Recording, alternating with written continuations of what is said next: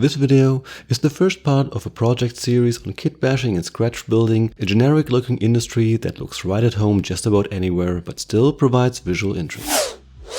Before I go ahead and actually start building the structure, I create a mock-up from cardboard and the parts I have on hand to get an idea how the structure will look like in the available space.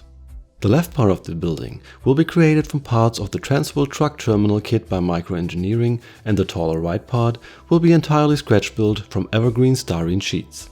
Combined, the buildings are going to form an industry of a realistic size, and the different roof heights are going to provide a little bit of visual interest. This part of the series will cover the truck loading structure, and the taller structure will be covered in the second part. I'm starting with cleaning up the Microengineering parts. These parts have a little bit of flesh remaining from the mold, so I have to remove that with a file. Some parts have bigger leftovers from the injection process on them. I cut those away with a hobby knife before filing the edges smooth. I'm starting to abandon the assembly instructions now because I want to add a personnel door to the end wall. The piece doesn't have cut lines provided in the location I want the door to be, so I place the door where I need the opening and start cutting the rough shape of the required doorway. I cut the opening too small intentionally, so I can file it to the correct size in order to get a good fit.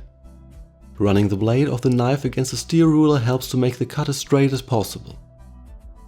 I cut the left and right side of the door opening all the way through and score and snap the top edge.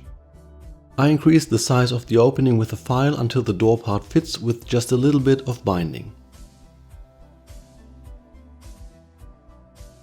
Now I glue the wall parts together using magnetic right angle clamps to keep the joints square.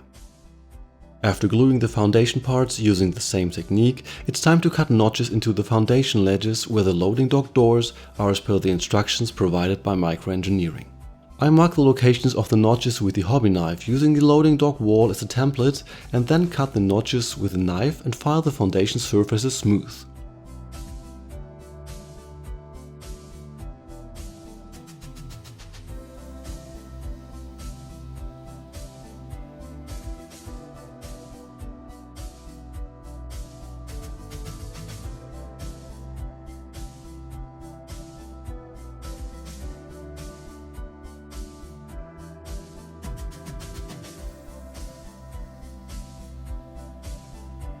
Since I'm not going to use the other end wall, the foundation is too long for the building.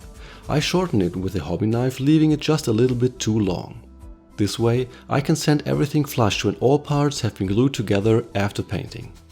Another effect of not using the second end wall is that the foundation and wall assembly is missing one side, so the whole thing is not quite as rigid as one might hope. To fix this, I add a strip of 1mm styrene to the foundation. To get the length right, I sand it and test fit it against the other side of the foundation until it binds just slightly. Then I glue it in place, slightly offset from the end of the foundation. In order to give the roof enough support, I cut a piece of styrene using the Microengineering end wall as template to get the slope of the roof right.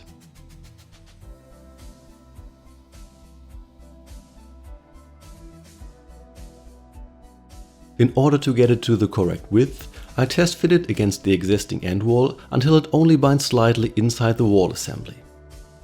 Just like with the foundation, this part is glued slightly offset from the end of the structure so it won't interfere when everything gets sanded flush. That particular spot of the wall parts is not entirely flat, so I have to file the inside of the walls flush before the roof support can be glued in place.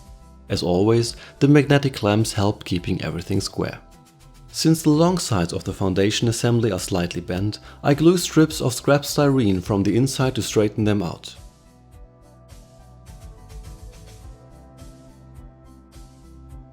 The final piece missing is the roof. Microengineering advises to sand the edges that will form the roof ridge at a slight angle to reduce the gap when the roof is assembled. So I do just that until only a small gap is left. After gluing the roof halves together, I have to shorten the roof slightly since it will sit directly against the taller structure. Just like with the foundation, I leave it a little bit too long so I can sand it flush with the walls later. There is still a small gap visible along the roof ridge. I'm using plastic putty to fill the gap and then file the ridge as smooth as possible with a small file.